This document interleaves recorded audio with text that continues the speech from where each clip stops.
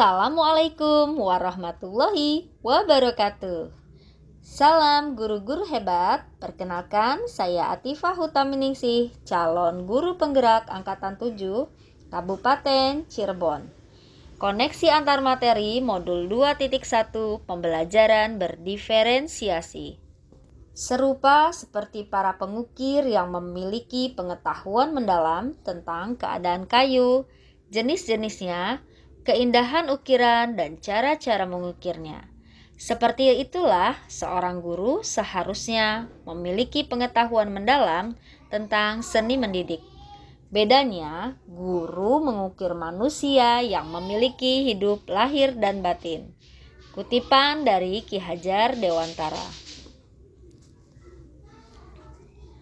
Kita percaya dan kita yakini bahwa murid-murid kita adalah pribadi yang unik, yang berbeda latar belakang, karakteristik, dan tingkat kecerdasannya. Untuk itu, bagaimana cara kita sebagai guru memenuhi kebutuhan belajar murid? Yaitu dengan cara pembelajaran berdiferensiasi. Apa itu pembelajaran berdiferensiasi? Pembelajaran berdiferensiasi adalah usaha guru untuk menyesuaikan proses belajar di kelas untuk memenuhi kebutuhan belajar individu murid. Pembelajaran berdiferensiasi haruslah berakar pada pemenuhan kebutuhan belajar murid dan bagaimana guru merespon kebutuhan belajar murid. Lalu, seperti apa sebenarnya pembelajaran berdiferensiasi? Langkah-langkah apa saja yang harus dilakukan guru untuk menciptakan pembelajaran berdiferensiasi di kelas? Agar dapat melakukan pembelajaran berdiferensiasi di kelas, maka guru harus mengetahui tujuan pembelajaran yang didefinisikan secara jelas, merespon dan menanggapi kebutuhan belajar murid. Yang ketiga, guru menciptakan lingkungan belajar yang mengundang murid untuk belajar dan bekerja keras. Kemudian, manajemen kelas yang efektif. Bagaimana cara guru menciptakan prosedur, rutinitas, metode yang memungkinkan adanya fleksibilitas namun juga struktur yang jelas, sehingga walaupun murid melakukan kegiatan yang mungkin berbeda-beda, namun kelas tetap berjalan secara efisien.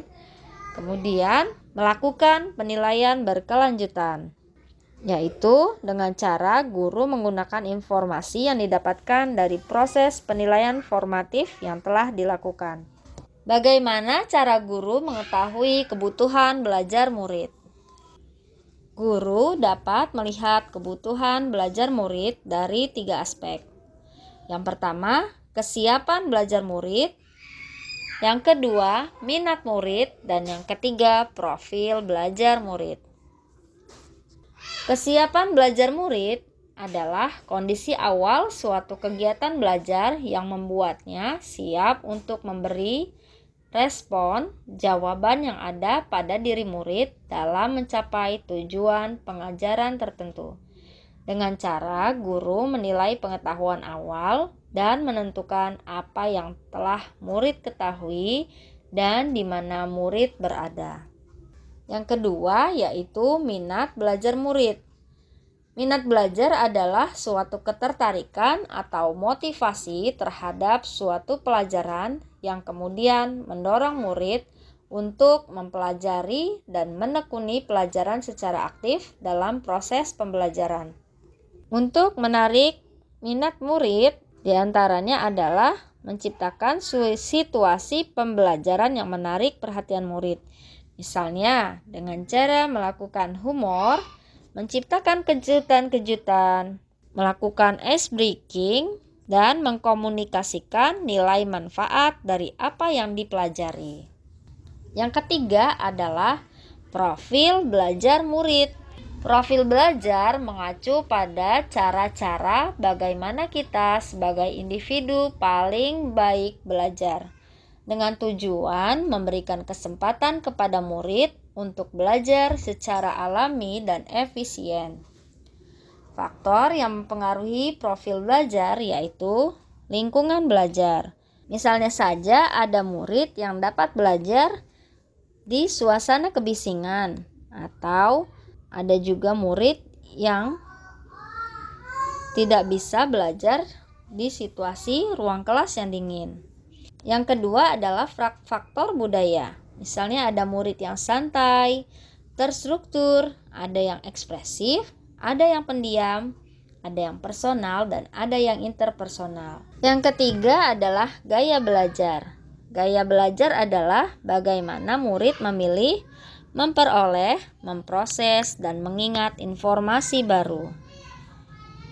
Secara umum, gaya belajar ada 3, yaitu visual, auditori, dan kinestetik. Dan yang keempat adalah kecerdasan. Kecerdasan yaitu bahwa manusia sebenarnya memiliki 8 kecerdasan yang berbeda yang mencerminkan berbagai cara kita berinteraksi dengan dunia. Lantas, cara-cara yang dapat dilakukan guru untuk mengetahui kebutuhan belajar murid. Yang pertama adalah mengamati perilaku murid. Yang kedua, melakukan penilaian. Yang ketiga, mendiskusikan kebutuhan murid dengan orang tua atau wali murid. Yang keempat, mencari tahu pengetahuan awal yang dimiliki oleh murid. Yang kelima, melakukan survei untuk mengetahui kebutuhan belajar murid. Dan yang keenam, berbicara dengan guru murid sebelumnya. Lantas, strategi pembelajaran berdiferensiasi apa yang digunakan? Yang pertama adalah diferensiasi konten, yaitu materi disajikan dalam bentuk beragam. Contohnya, video, bacaan, dan gambar. Yang kedua, diferensiasi proses, yaitu cara penyampaian materi dilakukan secara beragam sesuai kemampuan memahami murid. Contohnya dengan cara berdiskusi, studi kasus, dongeng, video, ataupun permainan. Dan yang ketiga adalah diferensiasi produk, yaitu terdapat variasi produk pengetahuan untuk setiap murid. Contohnya pertunjukan, poster, ataupun cerpen. Lalu, adakah keterkaitan antara modul pembelajaran berdiferensiasi dengan modul 1.1, modul 1.2, modul 1.3, dan modul 1.4? Dengan melakukan pembelajaran berdiferensiasi, maka guru telah berusaha memenuhi kebutuhan belajar murid dengan cara menuntun kodrat alam dan kodrat zaman sesuai dengan filosofi Ki Hajar Dewantara. Dalam melakukan pembelajaran berdiferensiasi, seorang guru harus berpihak pada murid, mandiri, reflektif, inovatif, dan kolaboratif agar dapat menjalankan perannya sebagai pemimpin pembelajaran dalam mewujudkan kepemimpinan pada murid dan mendorong kolaborasi antar murid di kelas sesuai dengan nilai dan peran guru penggerak. Dengan melakukan pembelajaran berdiferensiasi, seorang guru penggerak telah menjalankan visi guru penggerak yang berpihak pada murid.